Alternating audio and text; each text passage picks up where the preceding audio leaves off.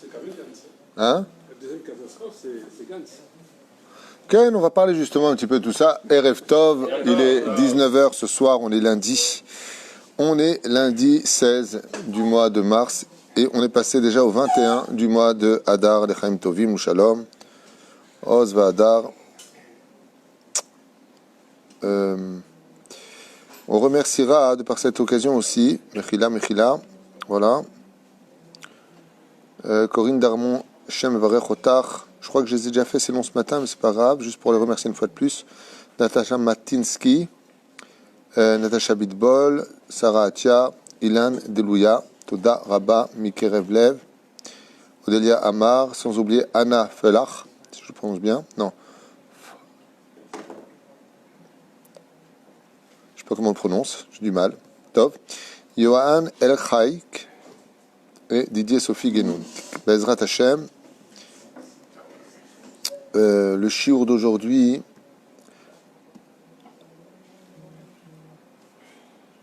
Misé. C'est qui? D'accord. C'est quoi chez sa mère? Tov. Refoua Shlema pour tous les malades d'Israël, Bichlalam, Moratim Yakdosh Torah.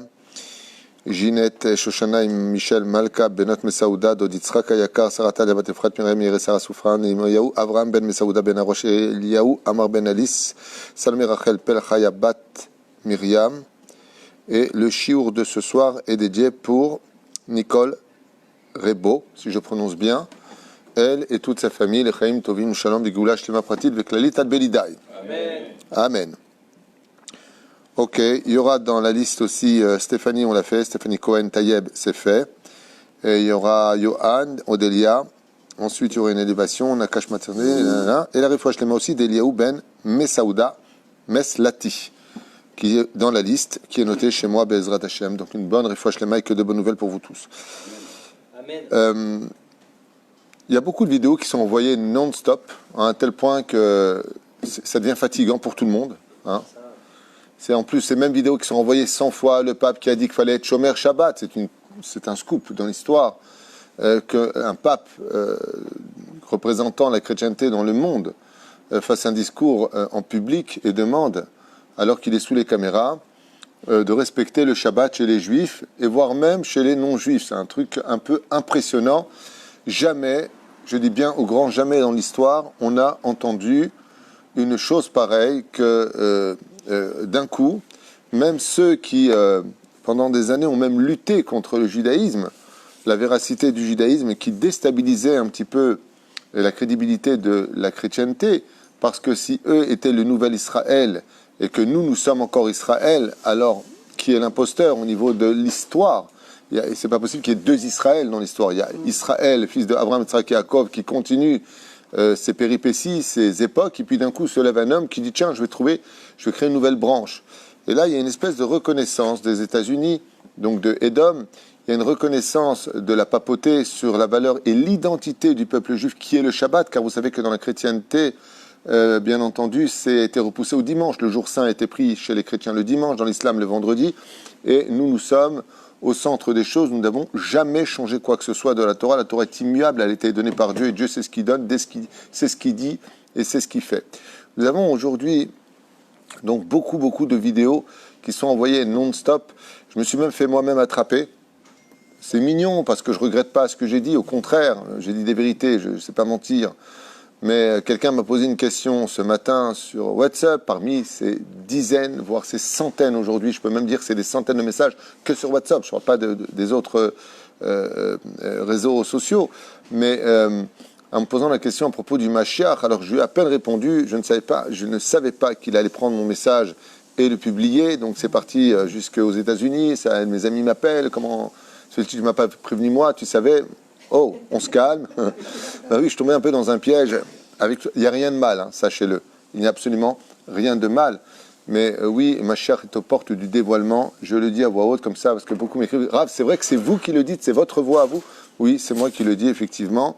Et c'est bel et bien ma voix qui annonce que Béhémet, si vous n'avez pas eu la force de faire teshuva par rapport à l'amour que Dieu nous porte, l'importance et la magnificence de nos mitzvot, faites teshuva parce que Béhémet, Igi Azman, Shel Hageoula, on est extrêmement proche. Alors ce soir, on va étudier plusieurs choses, d'abord plusieurs simanim, puisque beaucoup de questions me sont posées non-stop par rapport à la génération dans laquelle nous sommes, et j'aimerais un petit peu y répondre. J'avoue, donc il y a toujours des gens qui font le pouce en bas. C'est la bonne critique en général, je ne m'en plains pas. On a le droit de ne pas être d'accord avec moi, on a aussi le droit de ne pas être d'accord avec mes interprétations. D'autres rabbanim n'étaient pas d'accord avec les autres. Shammai n'était pas d'accord avec Hillel. Rabbi Akiva n'était pas d'accord avec Rabbi Ishmael. Shmaya Aftalion. Donc on a le droit de ne pas être d'accord. La reine, je prends vos critiques avec amour, sauf si elles ne sont pas référencées ou construites, bien sûr. Pas de temps à perdre avec ça. Mais c'est vrai que quelqu'un tout à l'heure m'écrit ou me parle, je ne me rappelle plus, par WhatsApp, et il me dit, Rav Tutu, quand même, les simanim, ça fait longtemps qu'ils sont là, depuis le Kamamdina, je veux dire le retour des enfants d'Israël sur sa terre. Oui, mais tu te trompes. Il manquait la majorité selon le Gaon de Vilna, par exemple. Il manquait la majorité du peuple d'Israël sur sa terre. Ce point-là n'était pas présent. Maintenant, il commence à être présent.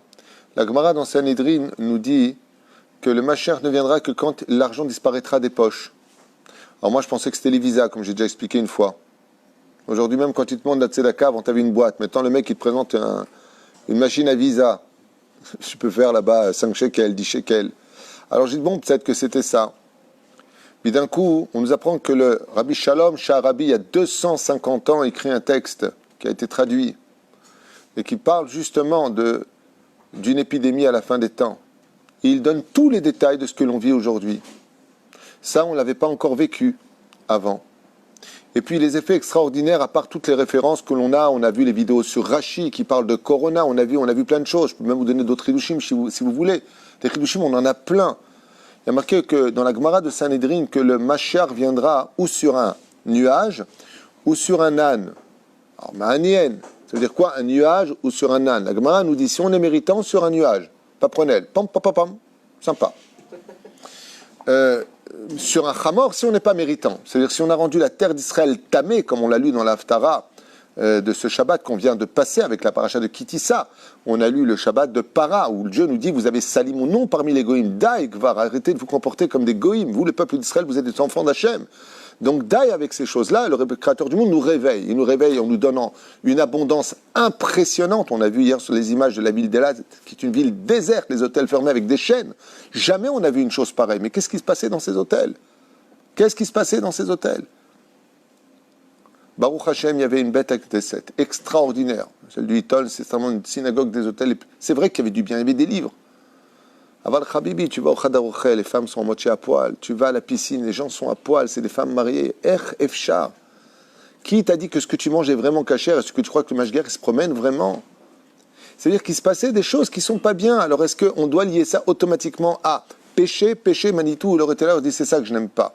Ce sont les rabbanim qui voient le péché partout. Mais je suis désolé de le dire, c'est ce qui a marqué dans les livres, nos livres, Manitou, c'est marqué dans nos livres, je sais que tu le sais, tu es un grand Torah. Aval, bevadaï que la teshuva, elle a le droit d'être et elle a l'obligation d'exister, ou par crainte ou par amour. Aujourd'hui, les gens sont un peu perdus, il y a une panique générale dans le monde entier. Mais Maud Maniel, j'aimerais vous donner un exemple sur le Hamor. Sur les Ananim, on ne sait pas.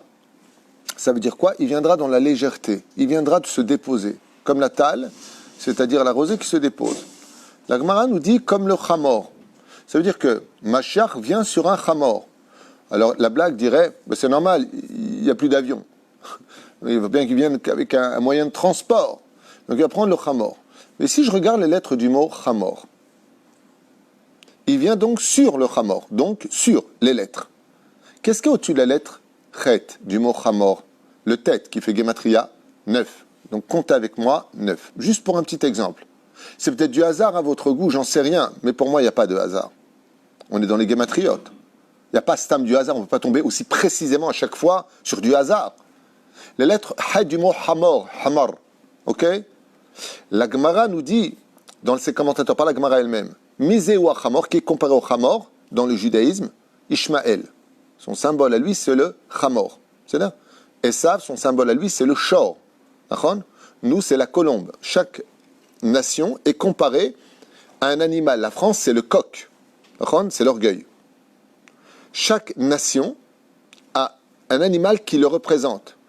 Et bien, sauf, beaucoup de nations vont prendre le même animal. Comme vous le savez, l'aigle. C'est pour ça que la symbolique de beaucoup de nations, ceux qui haïssent, dit le Midrash, il y a 2000 ans en arrière, bien avant que Christophe Colomb découvre les États-Unis, quand tu verras l'aigle flotter sur l'étendard d'une nation, c'est une nation qui ne t'aime pas. C'est ce que dit le Midrash, pas moi. C'est-à-dire, comme c'est marqué où? Dans la Torah. Je le laisserai monter jusqu'à moi tel un aigle et le précipiterai. C'est-à-dire, quand on observe toutes les nations qui nous sont fait du mal, que ce soit l'Égypte antique, que ce soit Rome, que ce soit Hitler, on avance, que ce soit l'Espagne, que ce soit le Portugal, qui vous voulez. Encore aujourd'hui l'Égypte, et tous les pays qui nous ont assimilés, où il y a le plus d'assimilation, ça veut dire que ce sont des ennemis ou de l'âme ou du corps, comme les États-Unis, qui ont assimilé au réformisme, aux libéraux, et ainsi de suite. La Torah nous dit à 2000 ans en arrière, là où vous verrez l'aigle, sachez que ce n'est pas un ami, mais un ennemi. Là, on a une réforme à l'histoire, où Dafka, Trump, président des États-Unis, agit de façon très bizarre, on va dire ça comme ça. Reconnaissance de la capitale, je ne sais pas si vous comprenez les mots, l'ampleur des mots. Reconnaissance de la capitale des Juifs, Jérusalem. Oh. C'est-à-dire que même l'histoire de Richard Cœur de Lion, Godefroy de Bouillon, toute l'histoire est en train de se retourner. Qui aurait pu imaginer aujourd'hui, Rabotai, que la Terre cesse de tourner? Qui aurait pu imaginer qu'on vit un film d'horreur? On se rend compte, tout le monde va être chez lui, on dirait qu'il y a des zombies dehors. De quoi est-ce qu'on parle? De quoi est-ce que l'on parle? Alors revenons sur le mot Hamor. Het, tête, sur le Hamor. Ça fait 9. Ensuite, même, qu'est-ce qu'il y a au-dessus? Nun, ça fait 50. Ensuite, Vav, qu'est-ce qu'il y a au-dessus? Zaïn, ça fait 7. Vous comptez avec moi? 9, 50, 7, c'est bon? Ensuite, qu'est-ce qu'on a? Resh, qu'est-ce qui vient après le Resh? Shin, ça fait 300. Il vient sur. Lui, plus sur le mot Hamor, ça fait combien? Vous êtes à 366, plus le Mashiach, 367, Gematria Corona. Vous prenez la Gematria du mot Corona, ça vous fait exactement 367. Ou ba ala Hamor, il vient lui sur le Hamor. Mazotomeret, si on n'est pas méritant, ou Yavo Alze. C'est très mignon, bravo, belle Gematria, j'ai bien aimé, c'est doux, c'est quoi? Hop, ça, dis ce que tu veux. Dans le judaïsme, ce genre de choses s'appelle Parperaot, la Torah. Toutes les Gematriotes que vous envoyez sur les WhatsApp, je les ai déjà données il y a longtemps sur les cours. C'est pas moi qui les ai données, hein, je les ai trouvées sur mes calculs d'Internet. J'ai regardé sur Internet à quoi ça pouvait correspondre, et c'est là-bas que j'ai trouvé mes Gematriotes. Je ne sais pas chercher avec une plume, je ne suis pas un génie. Je ne sais pas avoir dit, c'est moi qui l'ai dit, on n'est pas dans un concours au GAD, c'est moi qui l'ai dit, c'est pas toi qui l'as dit. C'est pas ce que je veux dire. Mais ça horaire, au-delà de tous ces mots qui sont dits, de prendre un peu plus conscience que le pape de Rome annonce aux Juifs, Rabotai, c'est vous qui détenez la vérité. C'est vous qui pouvez changer l'histoire. Faites Shabbat. Ah, c'est pas possible, il a lu Rabbi Shimon Bar Yochai ou quoi? Qu'est-ce qui lui arrive? Qu'est-ce qui lui arrive pour se mêler des histoires des Juifs? Il y avait une corona. Hein? Il y avait une corona. Mais la reine, j'aimerais vous lire un petit peu toutes ces choses. Encore un signe, vous voulez encore un signe que j'ai constaté? Alors là, par contre, c'est de moi. Alors, quand je dis que c'est de moi, c'est pas de moi, mes analyses, professeur Schbluck, qui dit tiens, j'ai une idée, Eureka. Quand je dis ça, c'est que quand je vois les événements de la vie, j'ai appris ça de Rabbi Nachman de Breslev. À l'époque où j'étudiais assidément Rabbi Nachman de Breslev, c'est pas que j'étudie plus ou moins, c'est que je suis aussi dans d'autres livres. Je ne veux pas être prisonnier que d'une seule pensée, je veux étudier toutes les pensées.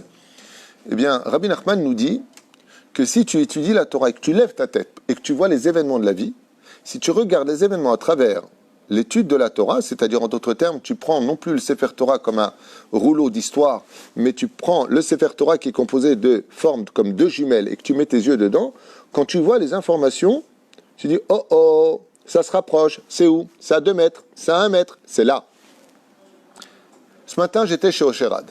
On est parti faire les courses avec mon épouse, Dieu la bénisse, et puis j'étais en train d'observer les gens. Des gens avec des kippotes, des femmes avec des kissouim, des femmes très pudiques, des femmes moins pudiques, des hommes sans kippote, avec le tzitzit, sans le tzitzit. Mais ce que j'ai constaté, c'est combien les caddies étaient pleins. Alors je me suis posé la question, j'ai quand même, c'est bizarre. Les questions principales qui me sont posées sur mon portable, c'est Rav Tuitou, est-ce que c'est un manque d'émouna de faire des ravitaillements? Réponse pour tout le monde, non, c'est pas du tout un manque d'émouna. Mamash lo. Mamash, il n'y a même pas de rapport entre la question Mamash en, lo kashour. La preuve en est, comme ne tombait pas la manne le Shabbat, on recevait la manne pour 2 jours. Donc quand tu sais que ça risque de fermer, tu apprendras que tu prends pour les jours qui risqueraient de te manquer. Au contraire, c'est de la Emouna. Enfin bon, chacun comprend la Torah comme il veut. Celui qui me suit, moi, sachez que ce n'est pas un manque d'Emouna d'aller faire du ravitaillement. Et je répète une dernière fois des questions qui m'ont encore été posées alors que j'en ai fait un chiour de questions-réponses. Si on a acheté énormément de Chametz, on aura le droit de le vendre dans le cas exceptionnel Mishum, Efsed Meroubé, et donc on perd beaucoup de marchandises dans ce cas-là, donc Efsed Meroubé petit 1 et petit 2, tout simplement parce que c'est un cas de force majeure. On est dans une situation qui n'est pas normale. Donc en cas de force majeure, ce qui est notre cas, F7 Meroubé pour ceux qui ont acheté 20 kilos de pâtes parce qu'ils ont eu peur de manquer, d'être en isolement pendant une période indéterminée, alors bevadaï que c'est permis. Bien entendu, si on vend le Chametz, okay? Si on a une tonne de marchandises à la maison qu'on n'a pas vendu le Chametz, on n'a pas le droit de le consommer après Pessah, et on aura fait un Issour d'Oraïta de posséder du Chametz chez soi à la maison. Lo alenu. Beseder. Alors moi je me suis posé la question en disant, pourquoi Akadosh Baruch Hu, parce qu'on arrivait quand même à Osherat ce matin, Cool and the Gang, d'ailleurs on s'est vu Yaakov, hein, et puis les rayons, ben, ils n'étaient pas pleins, ça se vide, ça se remplit, vous inquiétez pas, il y a du shefa en Israël, une grande abondance, mais ça se vide, et tu vois que les gens, ben, ils ne prennent pas un pack d'eau, ils en prennent 5, 6, ils arrivent, ils refont des courses, ils vont à la voiture, ils reviennent, c'est ce que j'ai constaté. Et je me suis dit, pourquoi Hachem il fait ça? Le maître, pourquoi? C'est pas Pessah. Pessah, on a l'habitude, c'est les fêtes traditionnelles, Pessah, Shavuot, Sukkot, on a l'habitude en tant que juif de remplir nos frigidaires. Et il y a mitzvah de Kimcha de Pisra. On sait que le Beth Amikdash et la Géoula viendra par la Tzedaka. Donc n'hésitez pas d'aider et de soutenir la Torah dans cette génération plus que jamais. Et d'être fier de dire au Melech HaMashiach Bikarov, moi j'ai soutenu la Torah, moi j'étais du côté d'Hachem. N'oubliez pas cette phrase. Moi j'ai fait le shalom dans ma vie. J'ai arrêté de tromper ma femme, j'ai arrêté de faire Zera Levatala, j'ai arrêté mes bêtises avec Internet, j'ai arrêté de me montrer sur Facebook, j'ai arrêté. Prenez du mérite pour dire j'ai arrêté à temps. Arrêtez de tout le temps prendre le monde pour une espèce d'idiot qui n'a pas de propriétaire. Zélonachon, on ne fait pas ce qu'on veut. Et si on pense qu'on fait ce qu'on veut, alors vous comprendrez qu'on aura des comptes à rendre. Quoi qu'il advienne, c'est ma voix là que je viens d'entendre.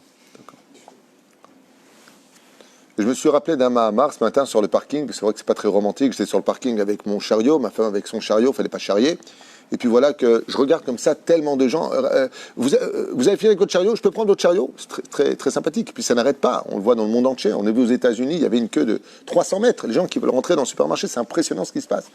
Makara! Alors, la réponse elle est simple, enfin elle est simple, quel orgueilleux. Quand je dis qu'elle est simple, pour moi, telle que moi je vois les choses, elle m'a paru évidente. C'est ça que je veux dire. Ça veut dire quoi?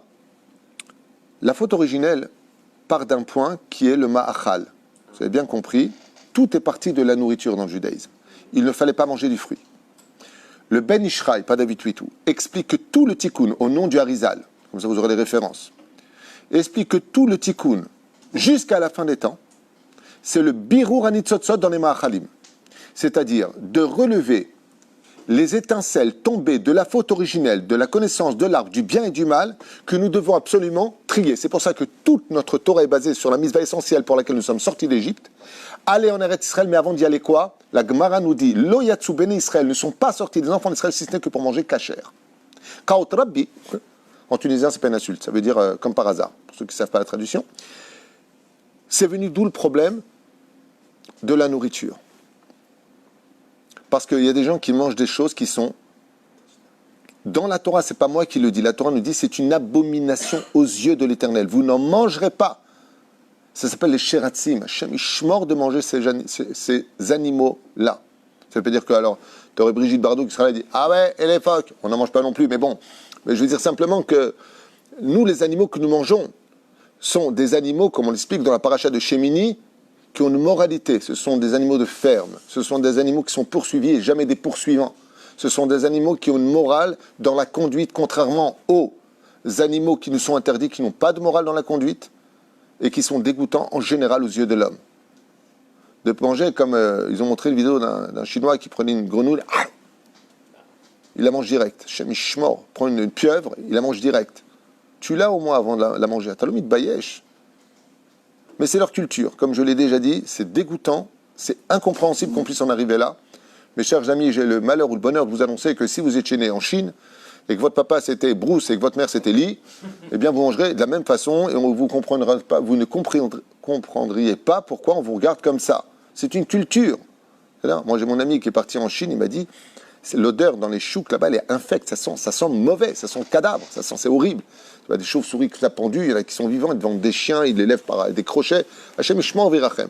Ça, c'est ce qui concerne les nations du monde, qui règlent ça avec Dieu. On n'est pas là pour être la conscience du monde jusqu'au point de leur dire quoi manger, quoi boire. Mais c'est venu du Ma'achal. Oui.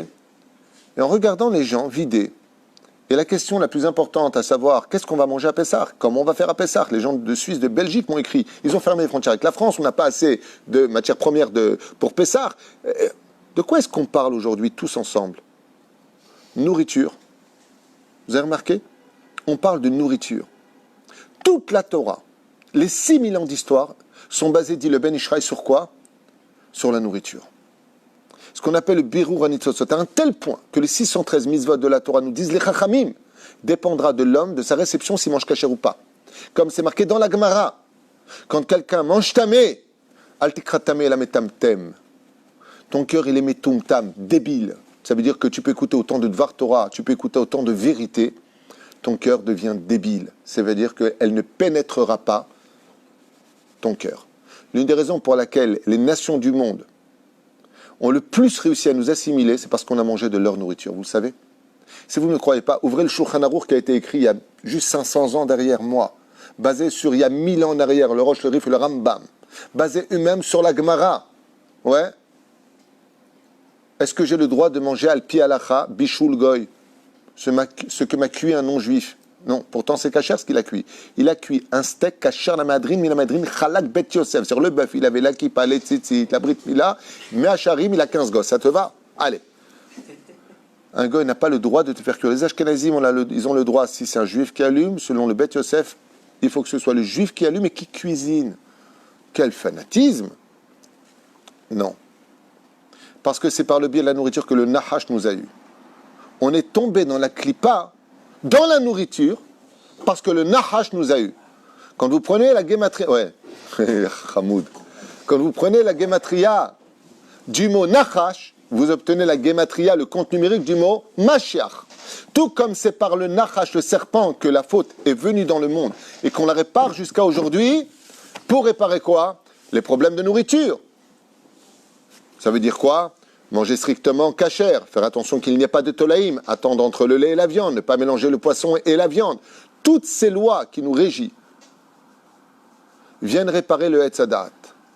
On est en pleine période où tous les éléments qui nous manquaient encore, et encore il en manque quelques-uns, je vais vous les lire au nom de Rabbi Eliezer, dans Pirkei De'ah, Rabbi Eliezer, à la page 102. Je vais vous les lire. Okay? Tous les éléments aujourd'hui sont présents. Tous. Hormis le fait que le Rav David, Abu Hatzera, le Rav Kanievski lui-même s'est enfermé chez lui, et tous ses élèves disent que l'Ominastam, il s'est enfermé. Mashiach est parmi nous, et Ototo omet les Idgalot.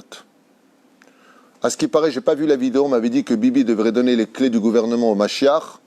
Il est sur le point de se faire virer du gouvernement avec ce qui vient de se passer hier et aujourd'hui, ce matin, puisqu'il y a une coalition uniquement, pour ceux qui ne comprennent pas la politique, parce que beaucoup de gens sont inquiets aussi pour ça. Alors je vous explique. Il n'y a pas de coalition entre la gauche et les Arabes aujourd'hui en Israël. On n'en est pas là du tout. Non. Ils se sont réunis pour être majoritaires, pour faire passer une loi à la Knesset, c'est tout. Ça veut dire qu'il y ait la 23e Knesset, qu'il y ait une hashba qui soit faite, ce qui a été fait aujourd'hui. Donc les 120 membres sont passés les uns après les autres dire devant le président d'Israël, le président de la Cour suprême et un autre personnage qui était là-bas, une femme, dire voilà, je jure de rester fidèle, soi-disant en loi, machin truc chouette, du gouvernement. Ensuite, le processus, c'est quoi? Une fois qu'ils sont placés, ils sont majoritaires dans un vote. Ça veut dire quoi? 61 sont d'accord, les Arabes, les 15 mandats des Arabes, Meretz, Avoda, bien entendu Blanc-Bleu, vont tous se réunir, avec Lieberman aussi, pour avoir 61 voix. Faire un vote, à savoir, est-ce que celui qui a un dossier à la justice a le droit de se présenter en tant que Premier ministre? Ça veut dire que, comment on appelle ça? Immunitaire, l'immunité diplomatique ne couvrira plus celui qui est appelé à être jugé. Donc automatiquement, comme il a 3 dossiers qui l'attendent minimum, Bibi Netanyahou, et que cette loi maintenant peut passer à la Knesset, il perd son immunité et donc est obligé de démissionner de lui-même et de faire place au numéro 2 du Likoud, par contre, pour lesquels Blanc-Bleu voudrait faire une coalition. Voilà exactement où on en est. Ce matin, j'ai vu une femme en larmes au Chorad. Ah, tu tout, qu'est-ce qui se passe? Les Arabes vont prendre le pouvoir. Je dis, oh, vous savez qu'il y a Dieu ici? Oh, on se calme. On se calme. Il y a Kadosh Baruch Hu ici, ne l'oubliez pas. Le Rabbi Lubavitch, chaque fois que quelqu'un veut lui parler de la Aliyah, il dit, mais Matam Fahed, de quoi t'as peur? Là-bas, il y a Dieu. Aux États-Unis, tu as le Rabbi. Là-bas, il y a Dieu lui-même. Matam Fahed. Dieu ne nous laisse pas, vous inquiétez pas. Qui que ce soit qui sera au pouvoir, on est sorti des Perses, on est sorti de la Grèce, et la Grèce est en Israël. On est sorti des Dom, on est sorti des gouvernements qui nous ont voulu faire oublier la Torah, on est sorti de Yossi Sarid, on est sorti de Lapide, son père, Tommy Lapide. On est sorti de Matam Fachadim. On est à la bonne place, on est chez nous à la bonne adresse. Alors je finis juste avec ce Mahamar qui est un petit peu de mon étude et que je vous transmets. Parce que je me suis rendu compte ce matin, en regardant le ciel, j'ai dit, Ribono Shalom, c'est incroyable. Maintenant que je vois ce que je vois, que j'entends ce que j'entends, je comprends que tu veux les ma'er et ta geoula. Vas-y, mais ma'er et ta geoula. Tu veux précipiter la geoula, la rédemption, la libération finale. Pourquoi? Mais foi ta meviedze. Je l'apporte du fait que dans nos livres, qui ont bien existé avant le corona et bien avant toutes ces épidémies, il y a marqué qu'à la fin des temps, un Kadosh précipitera la geoula. Et la Géoula, selon nos rabbanim à nous, Ben Ishraï, Arizal, Rachash et autres, dépend de quoi? Du birur hanitzotzot dans la nourriture. On n'a jamais autant couru après la nourriture dans le monde. Jamais autant. Et le birur hanitzotzot, une femme m'a posé la question, elle m'a dit, mais comment on le fait, le birur hanitzotzot? Une rabbinite m'a appelé en me posant la question. Hein? Exactement. Non seulement faire attention au Hashash Tolaim, manger strictement kasher. Regardez qui ont été les premiers à être touchés aujourd'hui. Les premiers, c'est qui? Les restaurants. Vous avez remarqué qu'ils sont tous fermés. Je suis passé au Ganaïr, tous fermés. Makara. Qui est touché? La nourriture. La première crainte, ça a été quoi quand on a parlé de fermer tout dans la ville? Est-ce que les supermarchés resteront ouverts? Est-ce qu'on va avoir du kasher les Pessah? Zot hachel hachel kulam. Pourquoi? Normalement, on devrait s'inquiéter en disant, hey, qu'est-ce qui se passe au niveau de la politique? Qu'est-ce qui se passera demain pour ceux qui ont investi dans tel et tel pays? Qu'est-ce qui se passera pour celui-ci ou pour celui-là? On ne sait pas où on va. Parce que nous sommes dans le tikkun du Hatzadat Rabotai. Nous sommes arrivés au rendez-vous avec le Nachash. Alors j'aimerais quand même vous dire deux choses. Un enseignement de la Chassidoute qui vaut de l'or. Pour calmer un petit peu les cœurs qui battent un peu trop vite. Vous savez, la Chassidoute nous enseigne. Ne me demandez pas où c'est marqué, c'est un Chassid qui me l'a dit. La Chassidoute nous enseigne, m'a dit ce monsieur, j'aurais dû lui demander la référence, qu'on ne peut précipiter le mal de là où il est que s'il a gagné. Et ça veut tout dire. Ça veut dire que si le mal a gagné, le bien est obligé d'intervenir pour le détrôner. Si le mal n'a pas gagné, il ne dérange personne ce mal. Donc il est vaseux, il fait mal, mais n'a pas encore d'ennemi. Nachash, Gematria, Mashiach.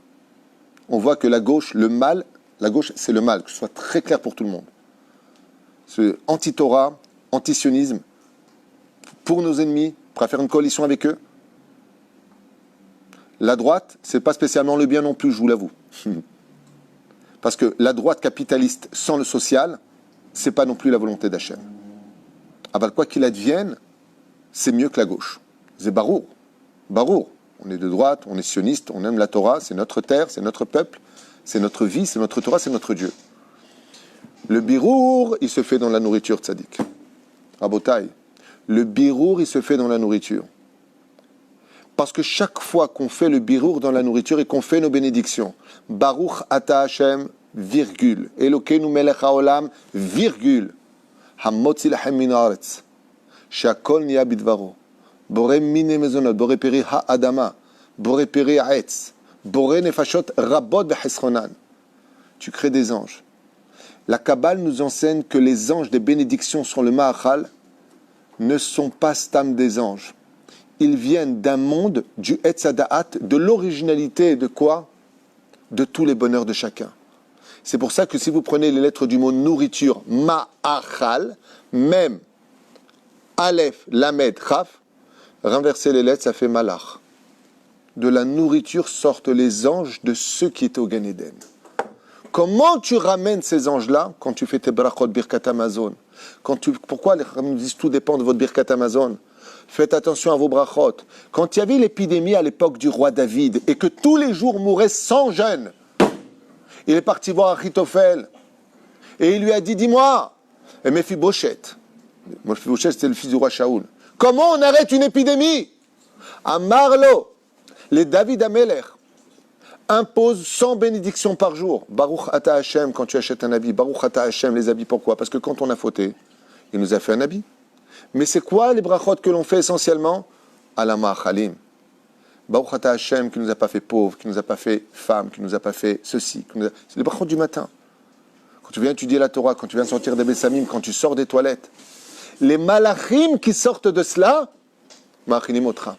J'aimerais vous donner un tout petit exemple que nous cite le Ben Ishraï, que vous comprenez la dimension de la Torah, qu'on aime cette Torah, pas en pétition.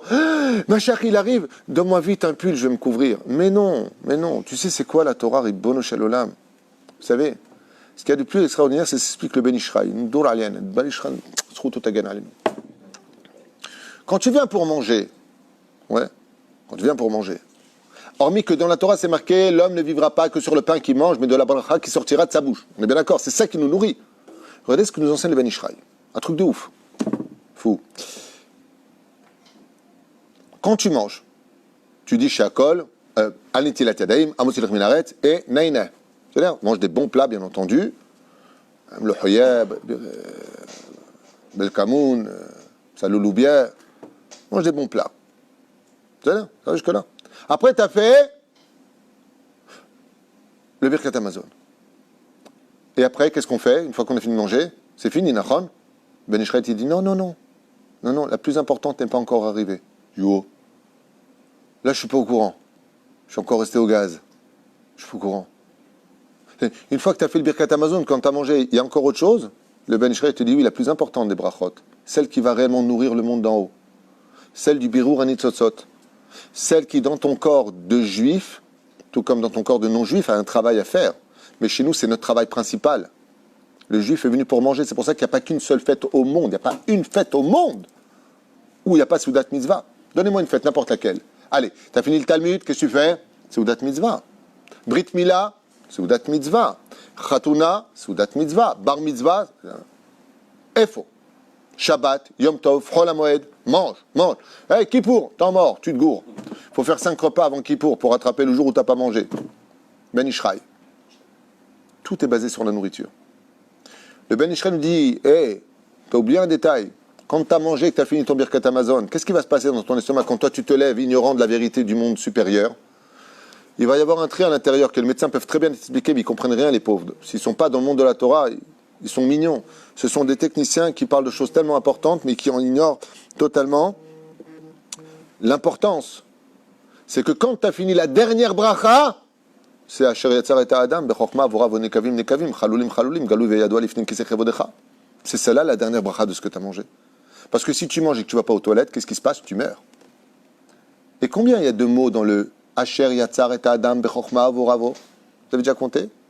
Omer Maran Ben Ishraï. Du sport, Gematria Adam. Il y a 45 mots dans la bracha. Qui c'est Adam? Tu sport, prends un sidour et tu sport. Peut-être que je me trompe, mais le Ben Ishraï ne se trompe pas. Non, moi je peux me tromper. Moi je ne suis pas un tel mitracham, je ne suis rien. Aval, le Ben Ishraï nous dit quand est-ce que l'homme il passe de Ish à homme, Adam, Gematria 45, bidjouk à ce moment-là. C'est pour ça que la Haggadah de Pessah commence par Ma nishtana laila azem mikol alelot. Qu'est-ce qui s'est passé aujourd'hui, cette nuit-là, pour qu'il y ait un tel changement? Une nuit, c'est l'obscurité. Pourquoi la Géoula viendra à ce moment-là? Adam. Et ça veut dire quoi, Bene Adam? Sur quoi est basée la première fête juive? Qu'il n'y ait pas de chametz dans la nourriture. C'est le birur anitzotzot. Rabotai tavinu kamash advarim haele nous montre que la Géoula Behemet est très proche. C'est un truc, tu comptes? Combien il y a de mots? 45. Tiens, mon Rav, à moi, quand j'étais au Kollel, pendant 12 ans près de lui, m'a toujours dit, quand je dis quelque chose, va vérifier la référence que je ne me sois pas trompé. Pourquoi? On est tous humains, on peut se tromper. Moi, une fois, j'ai fait un cours sur les élèves de Rabbi Akiva, je me suis trompé de deux références dans la Gemara, je m'en suis rendu compte quand j'ai fini le cours, je me suis même dit que je devais enlever la vidéo. Je me suis trompé. Pourquoi? J'ai vu un petit peu de la chaz juste avant, j'avais pas mon esprit, je suis tellement préoccupé de droite et de gauche qu'il m'arrive des fois de jeter des choses qui sont peut-être pas là. C'est rare. Attention, c'est rare. Quand je parle en général, je sais ce que je dis. C'est rare. Aval, zé amatsav. C'est-à-dire, la reine, le ma'achal, merer et malachim, qui aurait dû se dévoiler quand on était au Gan Eden. Et le ma'achal, c'est aussi la gématria de quoi, vous l'avez bien compris, Yudke Bevavke, dans le nom de Adnout, gématria ma'achal. C'est-à-dire malach, c'est la même chose. Rabbi Eliezer, si on devait raccompagner un petit peu plus les événements que nous avons, au même moment où il y a la corona dans le monde, tout le monde va être confiné chez lui. On ne sait pas ce qui va se passer en Europe avec l'islam. À mon avis, je ne crois pas qu'ils resteront confinés. À mon avis, qui vivra verra. Hein? Les jeunes de banlieue, déjà, ils ont dit. Les jeunes de banlieue l'ont dit, et j'ai eu quelqu'un de la sécurité qui m'a appelé ce matin, avec qui je me suis entretenu, et qui m'a dit, qu'est-ce qu'on fait? Parce qu'ils ne comptent pas, ils ont leurs sources, restez tranquilles. D'accord? Donc, Rabbi Eliezer dit, je suis avec lui, j'avance dans les pages. On est à la page Kouf Tet dans Pirkei de Rabbi Eliezer. Lama nikra shmo Ishmael. Pourquoi la descendance d'Ishmael s'appellera l'Ebné Ishmael? She'atid HaKadosh Baruch Hu lishmoa bekol na'akat ha'am. Parce qu'ils feront du mal dans le monde. Yavo veyara. Ils feront entendre leur voix. Ishma, Shma, elle, c'est Dieu en hébreu. Mima she'atidim ben Ishmael asod ba'aretz b'acharit hayamim. Et surtout ce que feront les Arabes sur la terre d'Eretz Israël, be'acharit hayamim. Selon nos rabbanim, nos mekoubalim et nos chachamim, Ishmaël auront un droit de pouvoir sur nous de 9 mois. Est-ce que c'est déjà passé ou pas? Anilo Yodéa. Je retourne à la page 102, et une fois de plus, la fameuse phrase Kaot Rabbi. Je lis Rabbi Eliezer au nom de Rabbi Ishmael. Ces écrits datent, pour que vous sachiez, de 1900 ans aujourd'hui. On n'est pas en 2020, on est 1900 ans. Rabbi Ishmael lui-même. Pourquoi on l'appelle d'ailleurs Rabbi Ishmael si c'est un nom arabe? Parce que son nom lui a été donné par Roi HaKodesh, sa mère ou son père, je ne me rappelle plus, dans la Gemara, lui a dit tu l'appelleras Ishmael. Donc comme c'est un ordre de Dieu, Zebeseder, il y a le Joker. Chamisha Asar Dvarim. Et là on dit oh, qu'est-ce que tu viens de dire? Tu voulais dire 14? Peut-être tu voulais dire 16? Non. 15. Depuis le Kamamdina, depuis 1948, jamais les Arabes à la Knesset, pays le plus démocratique et le plus stupide du monde, n'ont obtenu qu'un siège. Il y a 15 députés arabes à la Knesset. C'est le troisième parti le plus fort en Israël aujourd'hui. Le texte de Rabbi Ishmael nous dit à la fin des temps, Chamisha Asar. Ok, là, je montre. Chamisha Asar, juste en dessous. C'est pas moi qui l'ai écrit, c'est dans mon livre, c'est pas moi qui l'ai. Feront à la fin des temps. Ça veut dire quoi à la fin des temps? Rassurez-vous. On nous parle ici d'une dimension très intéressante, ceci étant, sur ce que fera Ishmaël en réalité de son pouvoir. Et 15 choses ils feront. Donc, bien avant que les tikchorettes ne sortent, que les publications, le journal télévisé et toutes les idioties qu'on puisse entendre sur Israël, mensongers, bien entendu, nos livres, il y a 2000 ans en arrière, nous préviennent exactement de l'actualité d'aujourd'hui. Celui qui l'enseigne, c'est Rabbi Eliezer ben Orkanos. On ne va pas le tuer, il est déjà mort il y a 2000 ans. Et il nous dit, voilà. Sache que 15 choses feront Ishmaël du début de leur pouvoir jusqu'à la fin. Je m'explique. Chose incroyable, que j'ai déjà vérifié moi-même, c'est que le Zohar HaKadosh nous dit, d'ailleurs comme Rabbi Eliezer le dit un peu ici, mais de façon différente du Zohar. Rabbi Eliezer ben Orkanos, c'était avant Rabbi Shimon Bar Yochai. Rabbi Eliezer était un des maîtres de Rabbi Akiva, tandis que Rabbi Shimon Bar Yochai est un des élèves de Rabbi Akiva. Donc c'est un peu, on est à peu près à 90 ans entre les deux périodes minimum. Mais c'est bien. Le Zohar HaKadosh nous dit que, étant donné que Agar, fille de Pharaon, a préféré être une servante chez les Juifs qu'une reine du monde, et qu'elle a suivi Abraham, elle a donné un enfant du nom d'Ishmaël à Abraham, ou plutôt à Avram, si pour être plus précis dans les textes, elle va se rendre compte que Itraba à Keshet, comme ça dit Rabbi Eliezer, Keshet, ça veut dire aussi bien l'arc-en-ciel, Keshet ou Kachet, si vous préférez, ou Keshet, qui veut dire un arc. Depuis qu'Ishmaël est né, Itrabou, dit Rabbi Ishmaël, les flèches. C'est-à-dire que les meurtres se sont multipliés, la mort est apparue dans le monde beaucoup plus fréquemment, parce que Yad Bakol, Veyad Kol Bo. C'est un texte qui date d'il y a 2000 ans, encore une fois, il n'y a rien de personnel dans tout ça, il n'y a rien de raciste, c'est juste pour comprendre la situation. Quand Ishmaël va se retrouver à pleurer, Agar va parler avec Dieu. Et elle va lui dire quoi à Dieu? Elle va lui dire, écoute, moi, maintenant, je ne veux pas mourir, je suivis le peuple d'Israël, je voulais me convertir. Comme il dit Rabbi Eliezer, comment il appelait Abraham? Agar, il l'appelait Ishti. Comment on l'a rappelé Sarah? Shifrato. Tu n'es que la servante. Le guet que tu as, c'est un guet spécial pour servante, pour ne pas qu'il te touche si tu n'es pas sa femme. C'est un dioun ici dans Pirkei de Rabbi Eliezer. Mais Ishmaël, lui, il est parti. Seulement, il a eu un mérite. Lequel? Quand Avram a fait la Brit Mila, on voit Avram dans Parashat Vayera qui souffre le 3e jour, il n'est pas parti voir Ishmaël en lui mettant un couteau sous la gorge et lui disant « Est-ce que tu veux faire la Brit Mila ?» Il lui dit « Papa, tu as fait la Brit, je veux faire la Brit. » Et il a fait la Brit Mila, en toute conscience et en toute souffrance. Le sang qui a coulé de sa Brit, même si elle n'est pas retournée comme nous, il a juste coupé, le Zohar nous dit que Ishmaël aura un droit sur la terre d'Eretz Israël, alors que cette terre nous a été donnée à nous, de 13 siècles bidiouk. L'Ahama 13 siècles, parce qu'il a fait la Brit Mila à 13 ans, et que le salaire de la Brit Mila est tellement incommensurable que Dieu a donné, si vous avez bien compris, 100 ans de bonheur sur la terre d'Eretz Israël, pour chaque année que a donné Ishmaël, dans la conscience de sa douleur, pour un moment où on lui a coupé la Brit. Donc imaginez le salaire de celui qui a la Brit Mila à son fils, en tant que nous, juifs, la de Lavo. Et donc vous avez bien compris combien d'alliances, dit Rabbi Ishmael une fois de plus, Kruta al Brit Mila. Dans la Gemara, on nous dit combien d'alliances ont été faites sur la Brit Mila, Shlosh Isrei Kritot. Il y a 13 alliances sur la Brit Mila. Quand on fait la Brit Mila, on renoue avec le ciel 13 alliances incommensurables, pour vous dire à quel point la Brit Mila est importante. Raout Rabbi, le gouvernement gauchiste, ont voulu annuler ici la Brit Mila, vous vous rappelez. On n'entend que des trucs de fous.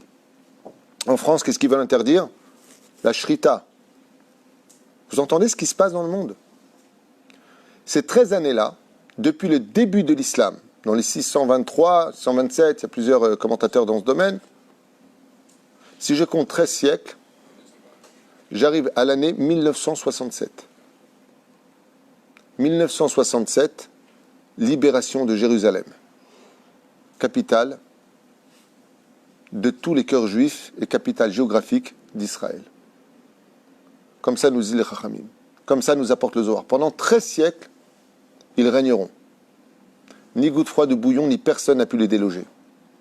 Ils sont restés, ils se sont implantés, ils revendiquent cette terre, seulement leur temps est fini. Alors dans ce cas-là, pourquoi ils sont encore là? Étudie la Torah, tu auras des réponses. Mais si vous rendez ma terre impure, je ramènerai les animaux sauvages, Parashat Bechukotai, dans ce cas où vous cherchez, sur la terre. Mazé, les animaux nuisibles, Chachamim, ils disent Ishmaël. Je les ai enlevés, mais si vous vous comportez comme des juifs, si vous commencez à vous comporter comme les 7 nations qui avaient avant, qui étaient dans la débauche, et que vous relevez le même étendard, la terre ne vous appartient plus. Je la donne à qui je veux. C'est la réponse de Rashi dans son premier commentaire sur la Torah.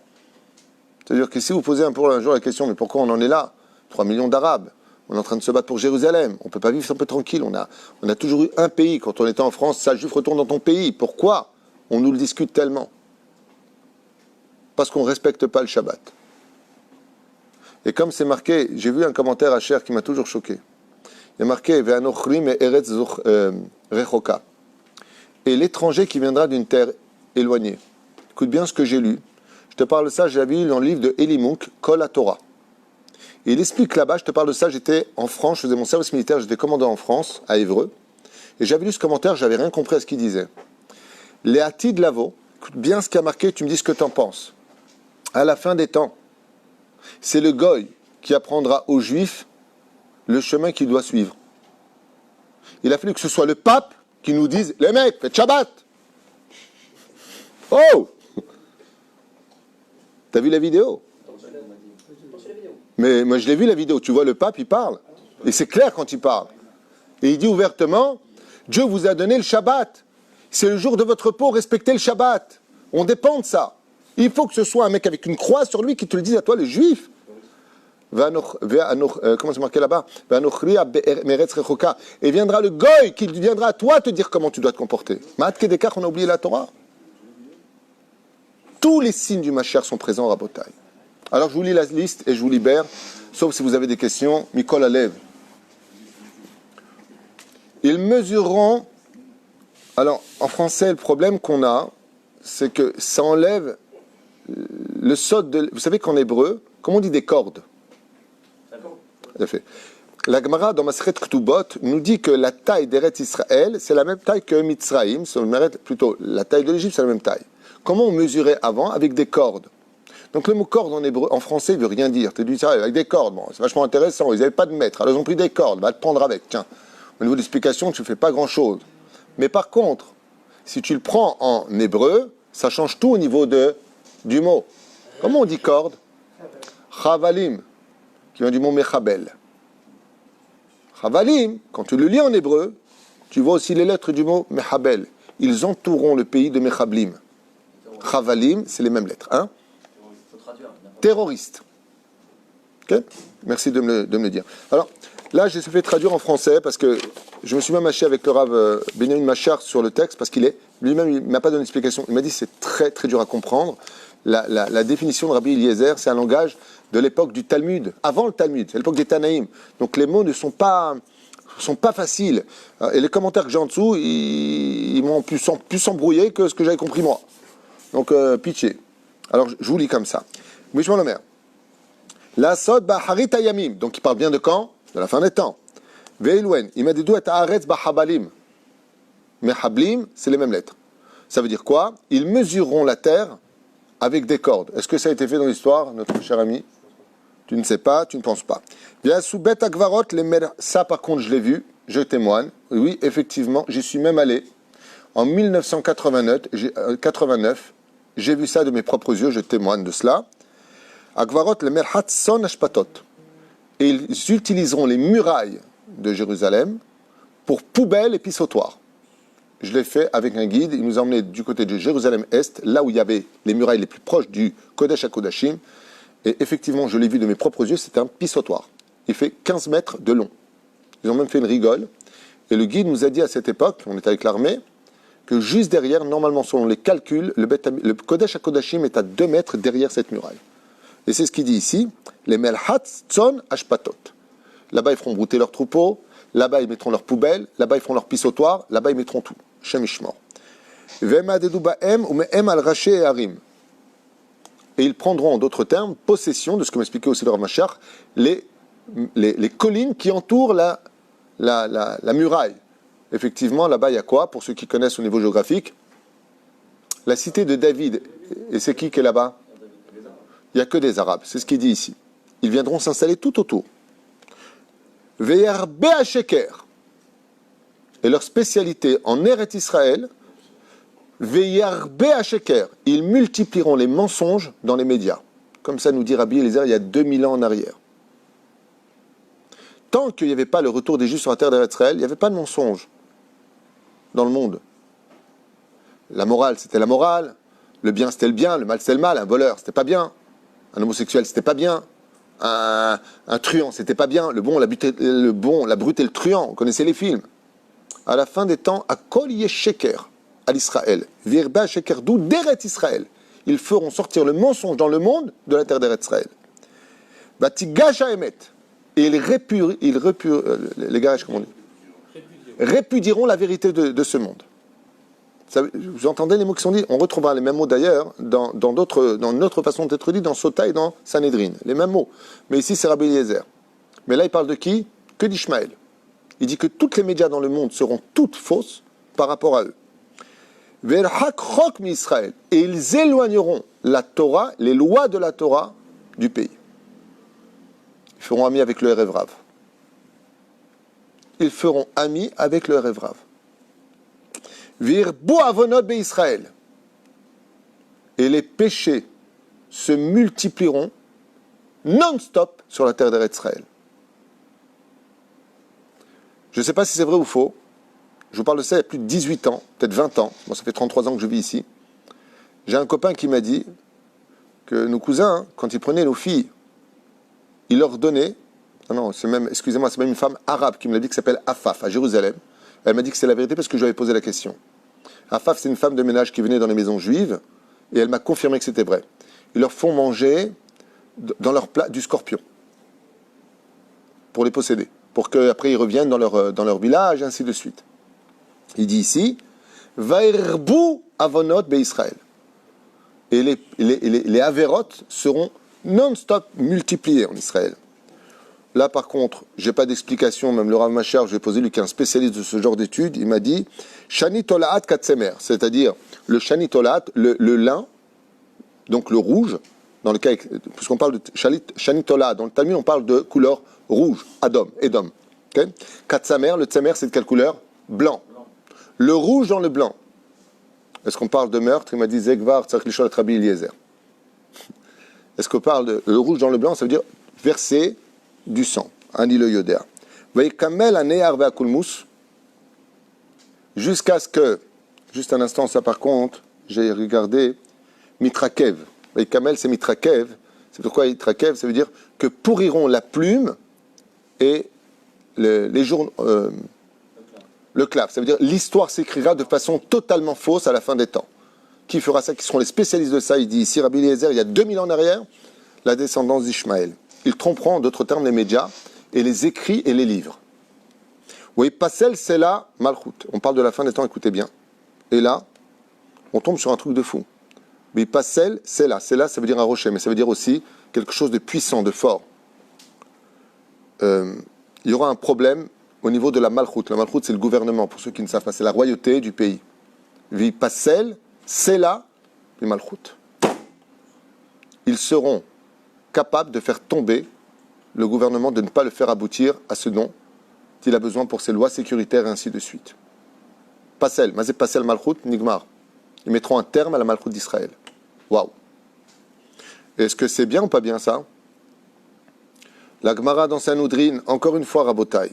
La Gemara dans Sanhedrin, il y a 1700 ans, la Gemara nous dit En ben David ba achikale Malchut arisham Israël. Vous pouvez demander à vos rabbanim. Je crois que c'est à la plage 80, ça dit Zayn, ça dit Chet, Imanilotoé.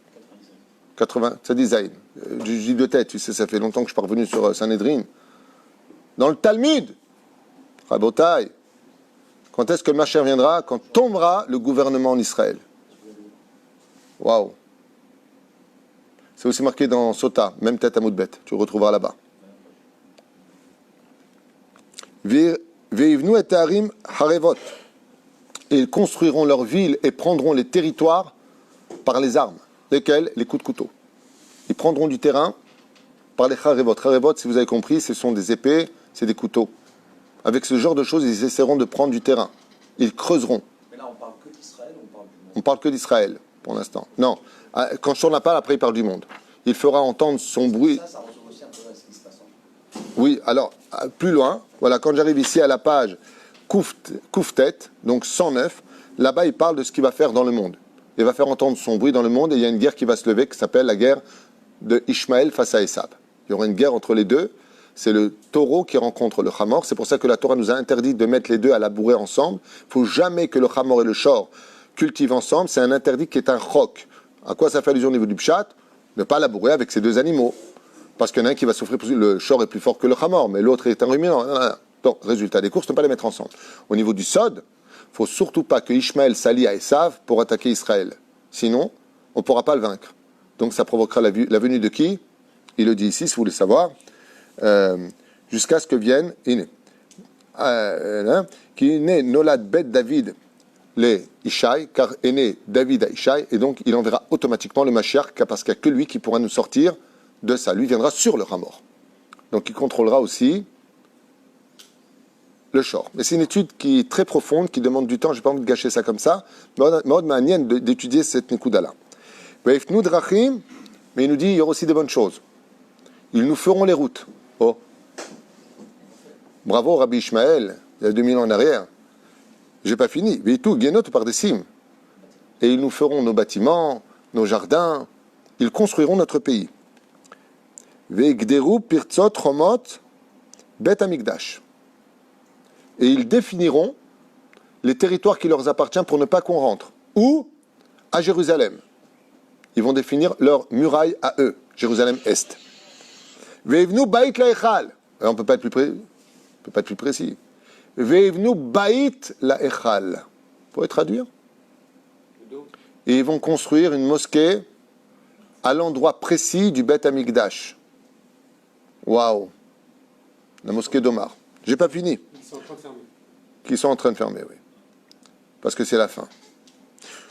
Combien il y a de mosquées là-haut, au-dessus du Kotel? Bonne réponse. Vous savez comment elle s'appelle? La mosquée d'Omar et la mosquée d'El-Aqsa. Une noire et une en or. Ah, mais c'est peut-être ça. Que c'est ça, ni le dire.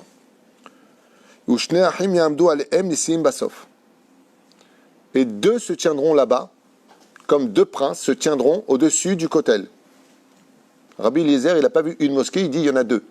Il y aura deux imams, il y a deux personnes qui dirigeront là-bas. Deux frères. David. Et quand tous ces signes-là seront arrivés, préparez-vous, dit Rabbi Eliezer, Ya'amod Tzemach David, se viendra immédiatement le Melech HaMashiach qui s'appelle Tzemach, et Tzemach David Avdecha, Ubiyomehem din malcha ya'inun yikim el hashemaya malchut dila almin la tithabal. Et viendra donc la malchut du roi David qui ne se défera plus jamais. Dès que viendra le roi d'Israël, le Melech HaMashiach, il ne tombera plus jamais. D'ailleurs, Rabbi Ishmael Omer, Shalosh milchamot shel me'uma atidin ben Ishmael asot ba'aretz b'harit hayamim. Il y aura 3 guerres avec Ishmael. 3 guerres. Il y a eu la guerre des 6 jours, la guerre de Kippour. Hein? Il y a aussi une guerre qui s'appelle la guerre du Liban, mais ce n'était pas vraiment une guerre. C'est une guerre de protection. On parle de guerre attaquée. Ve'i ba'harit hayamim, ce sera la dernière. Il ne dit pas le mot Gog ou Magog, mais Pnei Haravot Nadadou, Ben Haravot Elam Ilhamot, comme c'est marqué, Echad Bayar, Barava, Shenemar, Pnei Herem Netusha, Ve'em Bayam. Par tous les Kivunim, ils viendront réunir les nations du monde contre nous et monteront pour Jérusalem. Et de là, il est marqué, Umisham Yavole Eretz Israël, Shenemar, Mizeba Me Edom. Qui est celui qui vient de Edom? Hamutz Begadav, Begadim, Mibotzra. Celui qui vient avec ses beaux habits de la ville de Batzra. Ze Adur Bilvusho. Celui qui est habillé avec la royauté, qui vient Chol, Tzoé Berov Kocho, dans sa grande puissance, Baruch Hashem, Ani Medaber Bitzdaka, Rav Leoshia. Et je vous conseille de donner de la tzedaka. Je viens avec le don de la tzedaka, dit ici Rabbi Eliezer, Rav Leoshia, qui sera la plus grande libération pour vous tous, l'amour gratuit.